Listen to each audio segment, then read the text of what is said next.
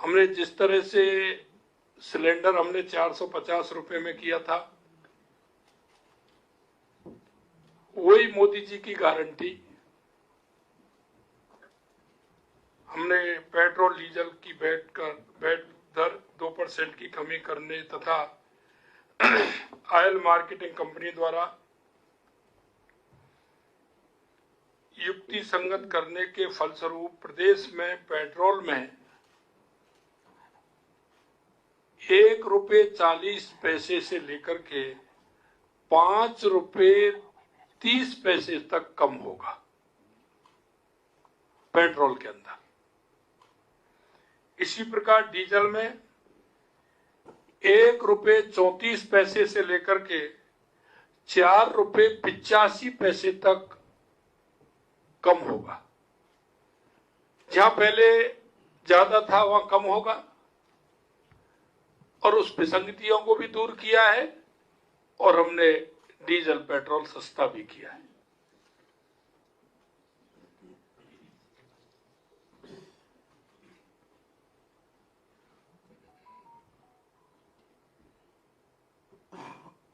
Diesel की और petrol की दोनों में हमने इसमें कम किया है। दूसरा मैं कहना चाहता हूं कि हमारी केंद्र सरकार के कर्मचारियों के अनुरूप हमने 4% महंगाई भत्ते की बढ़ोतरी की है। इसमें 1 जनवरी 2024 से 50% महंगाई भत्ता देय होगा। पूर्व में राज्य कर्मचारी एवं पेंशनर को 46% महंगाई भत्ता दिया जा रहा था, हमने 4% बढ़ा करके इसको 50% किया है। हमारे इस निर्णय का लाभ लगभग 8 लाख कर्मचारियों एवं 4,40,000 पेंशनर्स को मिलेगा। बढ़े हुए महंगाई भत्ते का लाभ राज्य कर्मचारी व पेंशनर्स के अतिरिक्त पंचायत समिति तथा जिला परिषद के कर्मचारियों को भी देय होगा। इस क्रम में कर्मचारियों को वेतन माह मार्च 2024 से अप्रैल 2024 से बढ़े हुए महंगाई भत्ते का नकद भुगतान किया जाएगा तथा दिनांक 1/1/24 से 29/2/24 की राशि संबंधित कर्मचारियों के सामान्य प्रावधायी निधि 2004 सामान्य प्रावधायी निधि SAV खाते में जमा की जाएगी। राज्य कर्मचारियों को संबल देने के लिए राज्य सरकार इस बढ़ोतरी पर सालाना करीब 1640 करोड़ रुपए का इस पर व्यय आएगा। इसी तरह से डीजल में हमारा जो है कल 15 तारीख से सुबह 6 बजे पेट्रोल डीजल की वेट कम हो जाएगी और इसका लगभग 1500 करोड़ रुपए का भार राज्य सरकार पर आएगा। मित्रों, अगर मैं बात करूं 3 महीने की, तो आपने देखा होगा 3 महीने के अंदर लगातार पेपर लीक के मामलों को त्वरित जांच करने के लिए, दोषियों के खिलाफ सख्त कार्रवाई करने के लिए राज्य सरकार ने जो जनता के बीच में वायदा किया था और आपके सामने मैंने यहां से ही बैठ करके 16 दिसंबर को SIT के गठन की घोषणा आपके सामने यही मैंने की थी। उस SIT ने जिस तरह से काम किया है वो आपके सामने है। परीक्षाओं में कुल 13 प्रकरणों में पेपर लीक की जांच की जा रही है तथा गठन से लेकर अब तक लगभग 63 आरोपियों को गिरफ्तार किया है। राज्य में संगठित अपराधों और प्रभावी नियंत्रण अपराधियों के विरुद्ध सख्त कार्रवाई किए जाने हेतु राज्य स्तर पर एक विशेष दल हमने एंटी गैंगस्टर टास्क फोर्स का गठन भी किया है, जो हमारे एडीजी दिनेश एमएन अतिरिक्त महानिदेशक पुलिस अपराध शाखा के नेतृत्व में काम कर रही है। पुलिस द्वारा चलाए जा रहे विशेष अभियान आपने देखा है 5/1/2024 से 25/2/24 तक की गई कार्रवाई भी लगातार आपने अपने टेलीविजन के माध्यम से और अपने प्रिंट मीडिया के माध्यम से आपने बताई है।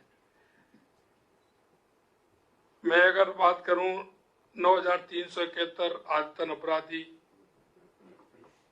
10,092 टॉप, 646 इनामी, 4,295 स्थायी वारंटियों को तथा 46 उद्घोषित अपराधियों को गिरफ्तार किया गया था। इसी तरह से लगातार आप देख रहे हैं। आपने दोबारा बता दीजिए अपराधियों को। 9,371 आदतन अपराधी, 1,092 टॉप, 646 इनामी, 4,295 स्थायी वारंटी है और 46 उद्घोषित अपराधियों को गिरफ्तार किया। अवैध बजरी खनन के 602 प्रकरण दर्ज कर 420 व्यक्तियों को गिरफ्तार किया एवं 45,893 टन अवैध बजरी जब्त की गई। अवैध शराब के 3118 प्रकरण दर्ज किए, 2921 व्यक्तियों को गिरफ्तार एवं 2.40 लाख लीटर अवैध शराब जब्त की गई।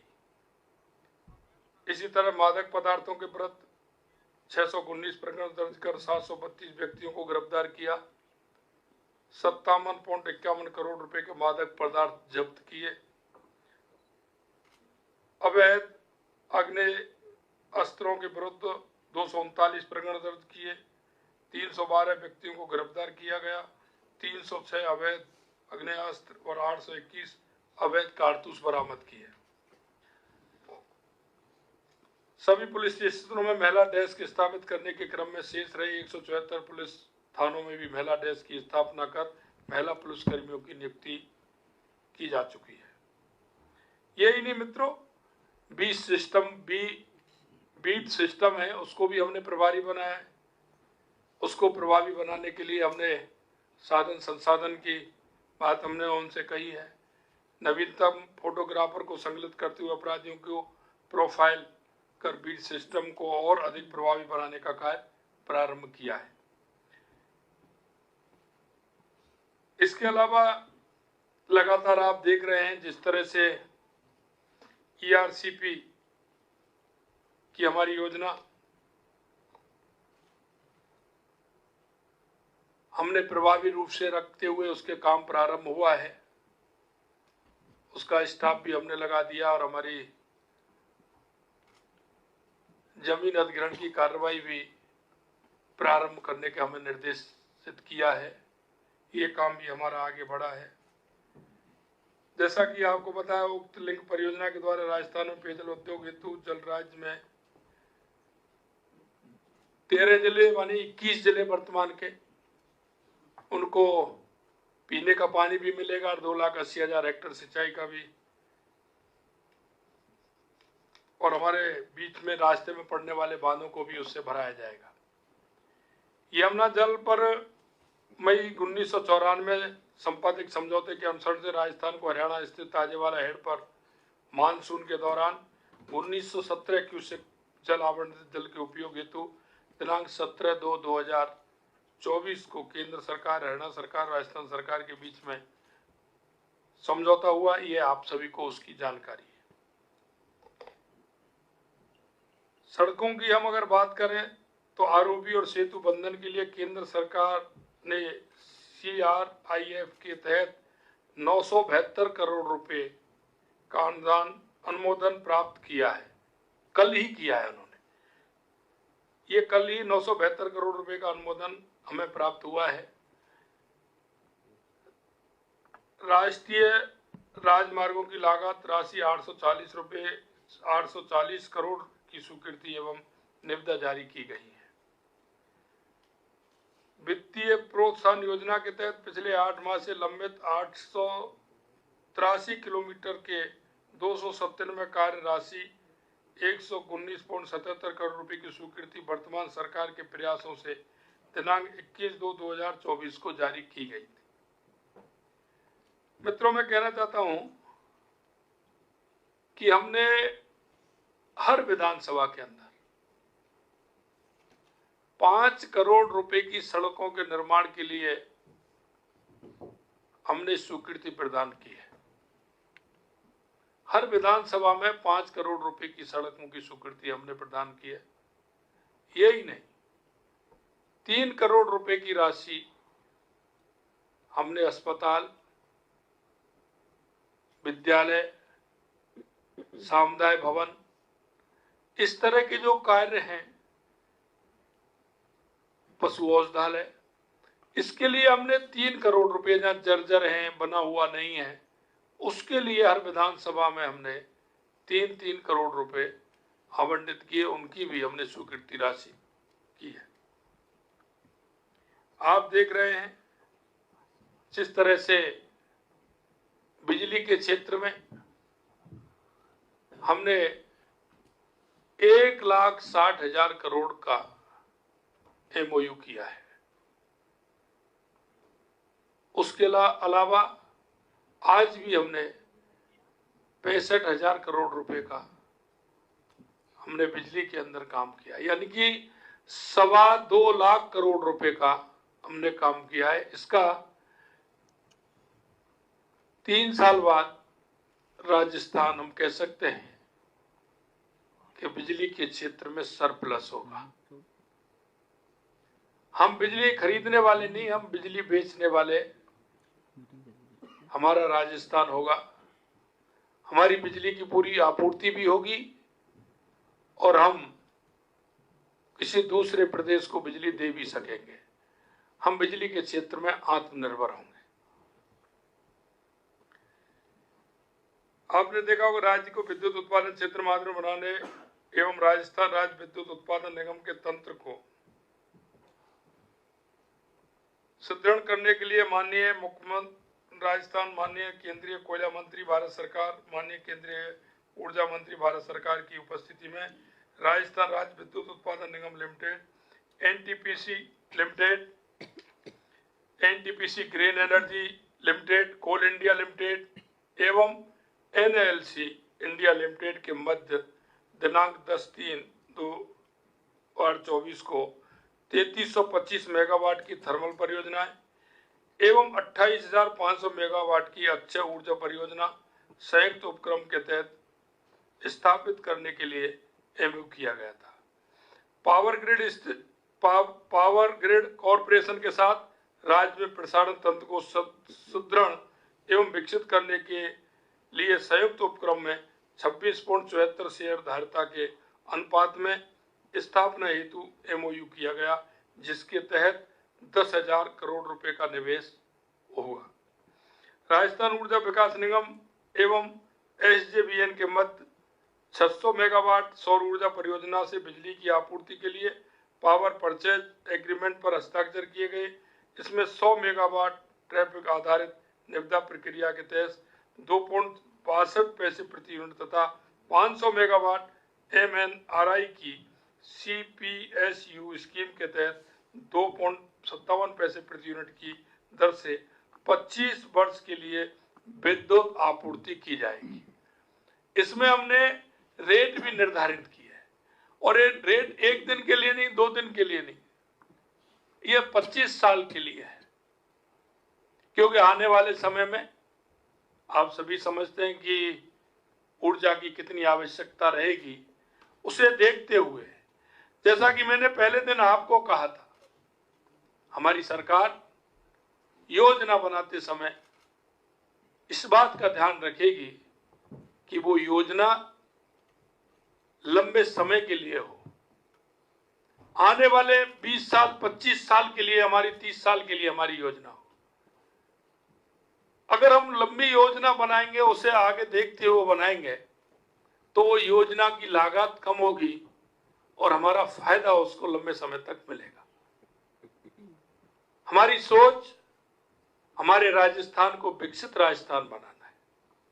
हमारी सोच हमें हर क्षेत्र में राजस्थान को अग्रणी राजस्थान बनाना है।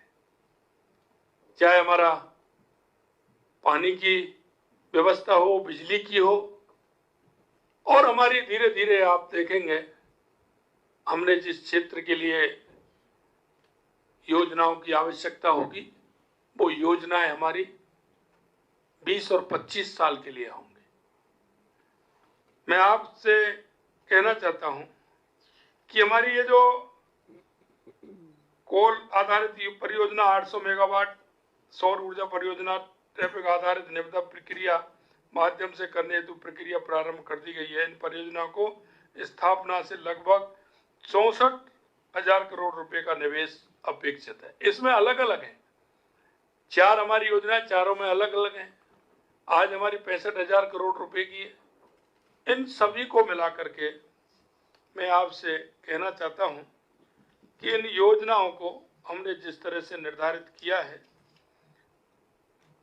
आज भी हमने जो एक योजना हमारी है उसको भी हमने 65,000 करोड़ रुपए की योजना बिजली की एनर्जी की जो दी है, इन दोनों को मिलाकर के हमारी योजना काफी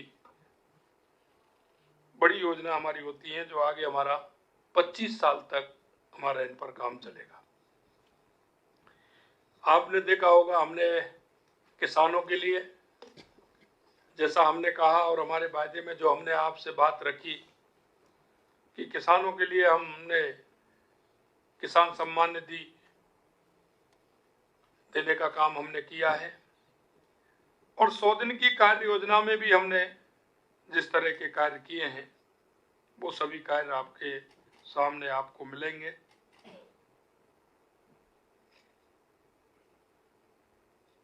जैसा कि हमने कहा कि हम आंगनबाड़ी कार्यकर्ता, आशा सहयोगिनी, पंचायत के जनप्रतिनिधि, नगर निकाय के जनप्रतिनिधि, उनको 10% वेतन बढ़ाने का काम करेंगे, तो उनका वेतन भी हमने बढ़ाया है। किसानों को यही नहीं, सम्मान निधि के अलावा हमने गेहूं पर 125 रुपए एमएसपी बढ़ाने का काम किया है। अगर मैं आपसे ये कहूं कि पिछली सरकार को अगर आप देखेंगे 3 महीने के कार्य को और हमारे 3 महीने का कार्य का आंकलन करेंगे तो आपको एक बहुत बड़ा अंतर उसमें मिलेगा। हम विश्वास इसी पर करते हैं कि देश के प्रधानमंत्री सम्माननीय नरेंद्र मोदी जी कहते हैं वो करते हैं। भारतीय जनता पार्टी जो कहती है वो करती है। हमने जनता के बीच में जो वायदे किए हैं हम उस एक एक वायदे को समय से पहले पूरा करेंगे। देश के यशस्वी प्रधानमंत्री नरेंद्र मोदी जी के नेतृत्व में जो जनता को विश्वास है कि मोदी जी जो कहते हैं वो करते हैं, और करते हैं वो ही कहते हैं। हमारी ये डबल इंजन की सरकार राजस्थान के अंदर उन सभी वायदों को समय पर पूरा करेगी, ये हम आपको विश्वास दिलाते हैं। 3 महीने के कार्य बहुत हैं, आपको उसकी सूची निश्चित रूप से हमारे मीडिया विभाग से मिलेगी। हम आपको पूरी सूची, क्योंकि बड़ी है, हम आपको उसको देने वाले हैं। और मैं आपसे इतना ही कहना चाहता हूं मित्रों, क्योंकि आप भी हमारी योजनाओं को नीचे तक पहुंचाने का काम कर रहे हैं। आपके माध्यम से हमारी योजनाएं और योजनाओं का आकार नीचे तक जाता है। मैं आपसे यही कहना चाहता हूं कि आप जो माननीय यशस्वी प्रधानमंत्री नरेंद्र मोदी जी कहते हैं, हमारी सरकार उस पर खरा उतरेगी और हमने जो आप जनता के बीच में जो वायदे किए हैं उनको हम पूरा करेंगे।